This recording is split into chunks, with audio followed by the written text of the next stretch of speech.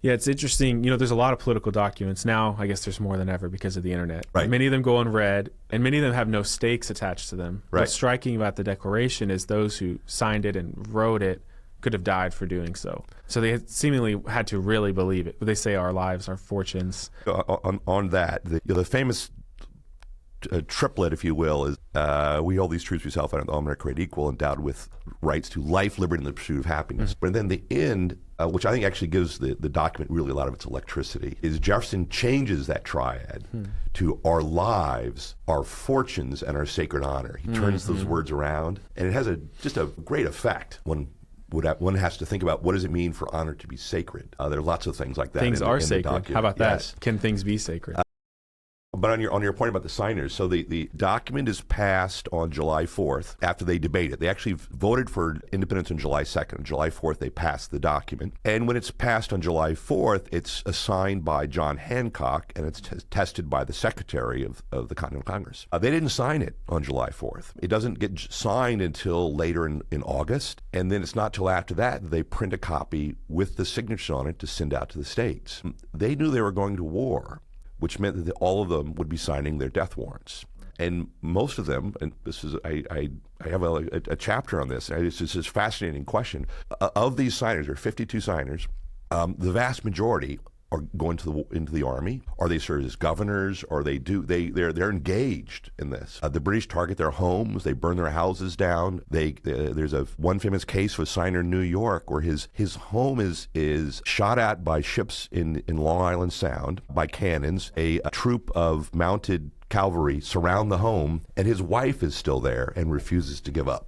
What a woman. She's captured. She's captured and imprisoned by the British for, I think, for a year, until Washington captures somebody else on the British side to force a trade. So there's these great stories about these are, you got to think about real life human beings signing this. What did it mean at the time? It meant they were picking a fight with the most powerful country in the world, in world history. And here they were making this commitment and just kind of spitting in George III's eye. Well, yeah, and a lot of people have declared war, but they have an institution behind them. They're often if you're declaring war, you're usually the more powerful country. In this case, it was the reverse. I mean, Britain was the empire of the world, and this little group of colonies. And these also were not established really necessarily all presidents or leaders. It's easy in retrospect to think that America already existed as we understand it, or even as it existed during the war. But at that point, it did not have that.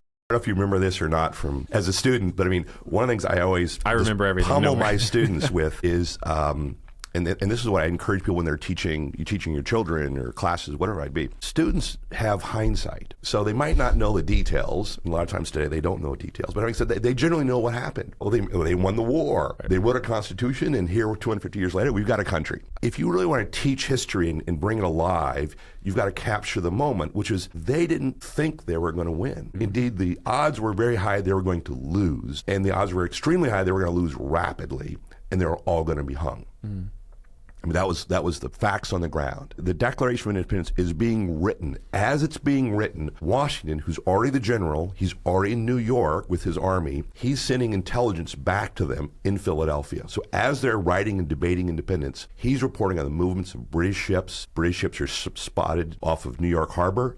British ships have come into New York Harbor. British ships are landing troops on Long Island. So war is imminent when they issue the Declaration. So a modern analog would be something like, 50 years from now, students will read about the Trump administration. And they'll say, well, of course, Trump was president. But for us who lived through it, we remember early 2016 when there was no way Trump was going to be president. No, that's and right. Then he did become president. And you've got to recapture. This is true for everything. The Gettysburg Civil War, what it might be. How do you recapture that? And so when you think of something like the Declaration, you've got to read it. So we read it and we've heard it a million times. You've seen it used in used cars ads where it's constantly quoted. But you've got to read it, sit down and read it as if you had never read it before, and the world is collapsing around you. You're about to be invaded. Your young son is going off to war in the militia. You don't know what's going to happen. The economy is collapsing. The dollar is worthless. Now read it. And what are they saying? So in the middle of all that, Lincoln's got this great line he uses.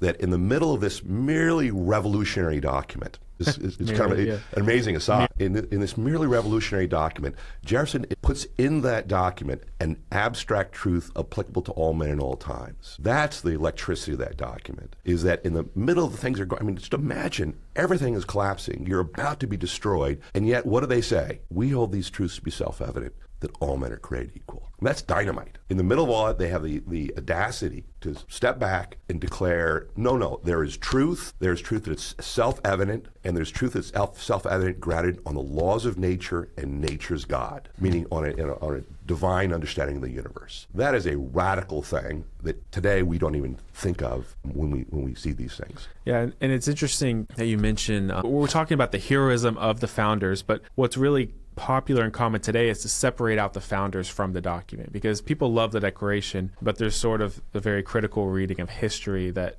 basically seeks to discredit the founders, Jefferson, largely because of slavery, but other views they may have held that are not popular or even very unpopular today. How do you think about these things as someone who loves America, loves the Declaration, believes even maybe that, as you hinted at, that America has some kind of divine purpose in the world, and maybe a commission that is sort of inherent in the Declaration. But then we have these sort of darker sides to things, which actually, if you think about the Scripture, is very common in great heroes of the faith. Right. And David is a great hero of the Jewish people and the Christian faith, but he has his own issues, but it doesn't seem to stop him